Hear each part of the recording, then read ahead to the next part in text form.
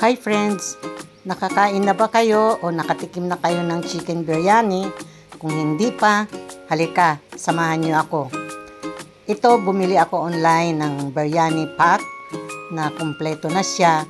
Mayroon na siyang basmati rice, mayroon siyang biryani mix, mayroon siyang chili, mayroon siyang turmeric, laurel, cinnamon, at mga paminta. So, yung rice guys, ibabad muna natin sa tubig.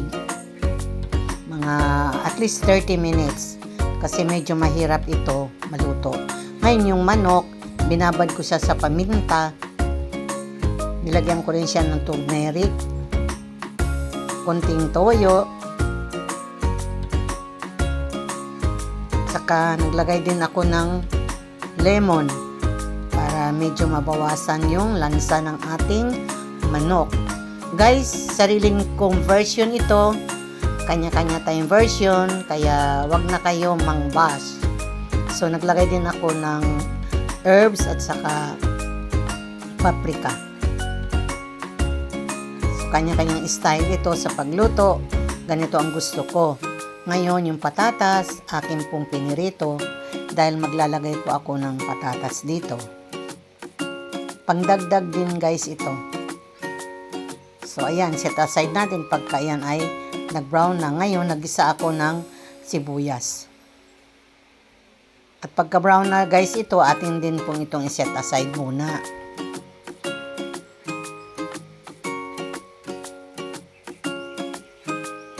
So pagkatapos guys, yung binaban natin na manok, ating i-pan fry ito.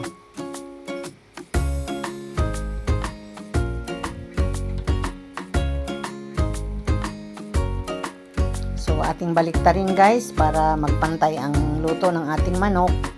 At pag okay na o nag-brown na siya, atin din itong set aside.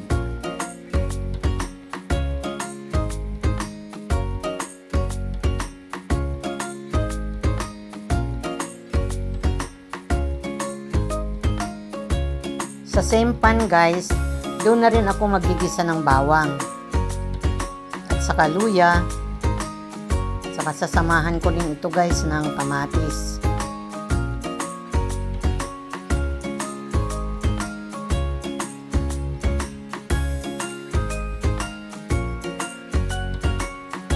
Saka naglagay din ako ng bell pepper. So, lutuin natin ito. At pagkatapos, naglagay din ako ng butter.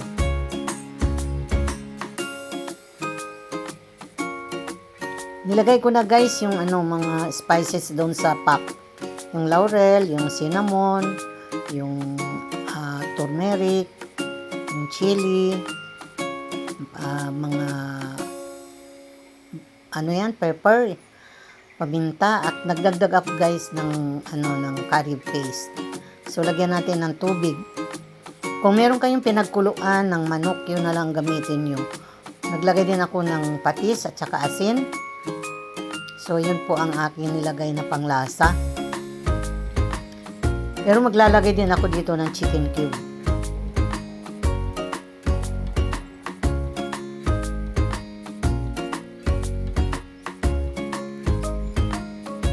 Yung kalahati guys ng onions na pinirito ko, nilagay ko na, at pati ngayon yung basmati rice na binabad ko at hinugasan na, nilagay ko na din. So, haluin natin. At nilagay ko na rin yung ating manok. Takpan muna natin at hayaan nating maluto ito. Haluin natin guys kasi baka masunog yung ilalim. Takpan ulit natin. Pagkatapos, ilalagay ko na guys yung ibang sangkap natin.